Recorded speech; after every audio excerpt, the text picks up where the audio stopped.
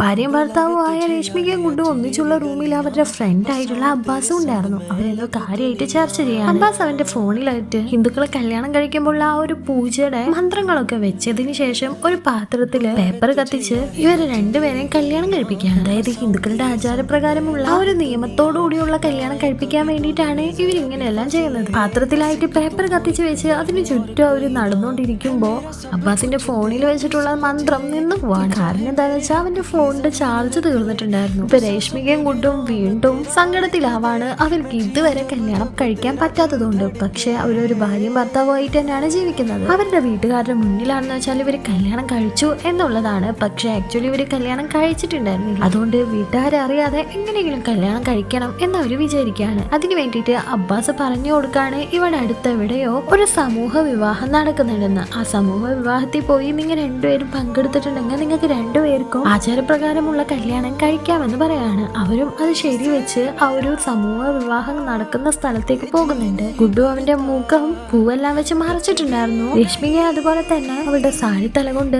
മുഖം മറച്ചിട്ടുണ്ടായിരുന്നു. പക്ഷെ അവരുടെ നിർഭാഗ്യവശാല് ആ ഒരു സ്ഥലത്തേക്ക് രശ്മികയുടെ അച്ഛൻ എത്തുന്നുണ്ട്. രശ്മികയുടെ അച്ഛൻ ലിവിങ് ടുഗദറിനൊക്കെ എതിർക്കുന്ന ഒരു പാർട്ടിയുടെ നേതാവായിരുന്നു. ഈ സമൂഹ വിവാഹത്തില് ചീഫ് ഗസ്റ്റ് ആയിട്ട് അവളുടെ അച്ഛനെയാണ് വിളിച്ചിരിക്കുന്നത്. ഇപ്പൊ ഗുഡുവിന്റെ സൗണ്ട് കേട്ട ആ ഒരു അച്ഛനാണെന്ന് വെച്ചാൽ അത് ഗുഡു ആണോ എന്ന് സംശയം വരാണ്. തന്റെ മകളുടെ ഭർത്താവ് തന്റെ മകളെ പറ്റിക്കുകയാണോ എന്ന് ആ ഒരു അച്ഛന് ഡൗട്ട് വരുന്നുണ്ട്. പിന്നീട് ഇവര് കല്യാണം കഴിച്ചു എന്നൊക്കെ അറിയണ്ടേ? എന്തുകൊണ്ടായിരിക്കും ഇവര് കല്യാണം കഴിക്കാതെ ഒന്നിച്ച് ജീവിക്കുന്നത്? ഇതൊക്കെ അറിയാൻ ഈ മൂവി ഫുള്ള് കാണണമെന്നുണ്ടെങ്കിൽ താഴെയുള്ള പ്ലേ ബട്ടൺ ഒന്ന് ക്ലിക്ക് ചെയ്താൽ മതി. പിന്നെ ഞാൻ കമന്റിൽ ഫുൾ മൂവി ലിങ്ക് പിൻ ചെയ്ത് കൊടുക്കാം.